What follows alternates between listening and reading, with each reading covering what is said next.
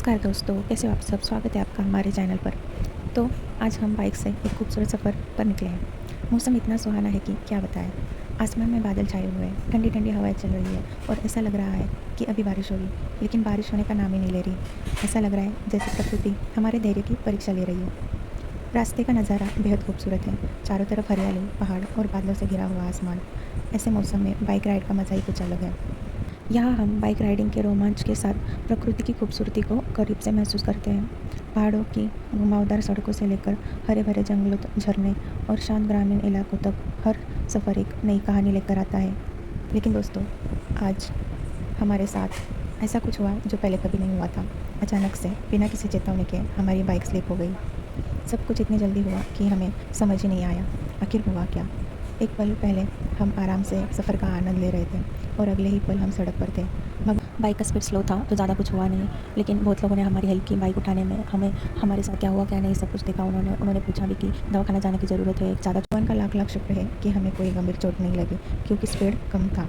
हम पूरी तरह सुरक्षित थे और बाइक भी ज़्यादा ख़राब नहीं हुई। सिर्फ बाइक का एक मिरर पूरी तरह टूट गया है और कुछ हल्के फुल्के स्क्रैच आ गए हैं। बैग में पानी की बॉटल्स थी तो हमने पानी पिया, थोड़ा सा पेड़ों के नीचे बैठ के रिलैक्स किया, मन को शांत किया। उस समय दिल की धड़कनें तेज़ हो गई थी। कुछ मिनटों तक तो समझ ही नहीं आया कि क्या करें। सच कहूँ तो मेरा पूरा मोटिवेशन खत्म हो गया था। ऐसा लग रहा था कि अब आगे का सफ़र कैसे हो जाएगा। ऐसे तो कुछ हुआ नहीं, लेकिन एक अचानक से मन में दिल में एक डर बैठ जाता। सफ़र यही ख़त्म कर देना चाहिए। लेकिन फिर मैंने सोचा कि अगर हर मुश्किल के सामने हम हार मान लेंगे तो ज़िंदगी में आगे कैसे बढ़ पाएंगे। यात्रा सिर्फ मंजिल तक पहुंचने का नाम नहीं है, बल्कि रास्तों में जो भी मुश्किलें, चुनौतियाँ आती है उसका सामना करना भी होता है। इसी सोच के साथ हमने खुद को संभाला और एक बार फिर सफ़र शुरू किया। अब क्योंकि बाइक का मिरर टूट चुका था, इसलिए हमें काफ़ी सावधानी से बाइक चलानी पड़ रही थी। बिना ये खुली हवाएं मन को बहुत सुकून दे रही थी। दोस्तों, इस घटना से बहुत बड़ी सीख मिली है। आप कभी भी जाए, कितने भी अनुभवी राइडर क्यों ना हो, हमेशा सावधानी से वाहन चलाएं। सड़क पर कब, कहाँ और क्या हो जाए इसका कोई अंदाज़ा नहीं लगा सकता। हम कई गैरेज पे रुके थे, लेकिन इन लोगों के पास मिरर नहीं था, तो वो बोल रहे थे कि आप कहीं से मिरर ला के दे तो हम बिठा के दे देंगे। आपकी सुरक्षा सबसे ज़्यादा ज़रूरी है। हेलमेट पहनिए, ट्रैफिक नियमों का पालन करें और कभी भी लापरवाही ना करें। तो हमने देखो मिरर टूटा था, उसको ठीक करवाया, क्योंकि इससे गाड़ी चलाने में दिक्कत हो रही थी, क्योंकि पीछे से कोई गाड़ी आती हुई दिखाई नहीं दे रही थी। तो पहले हमने सेफ्टी का ख्याल रखा। अब हम इससे आगे का सफ़र तय करेंगे। तो देखो अभी हम खोपोली आए हैं। ये खोपोली का मेन गेट है। अब यहाँ से हम आगे जाने वाले हैं। तो कहाँ जा रहे हैं अभी आपको पता चलेगा। खोपोली खासतौर पर उन लोगों के लिए लोकप्रिय है जो मुंबई या पुणे से वीकेंड ट्रेकिंग, झरने और प्राकृतिक दृश्यों का आनंद लेना चाहते हैं।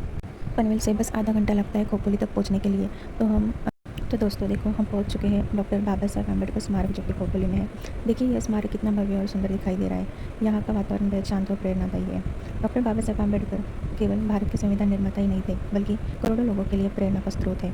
उन्होंने शिक्षा, समानता और सामाजिक न्याय के लिए अपना पूरा जीवन समर्पित किया। इस स्मारक को देखकर उनके संघर्ष, उनके विचार और उनके महान योगदान की याद आती है।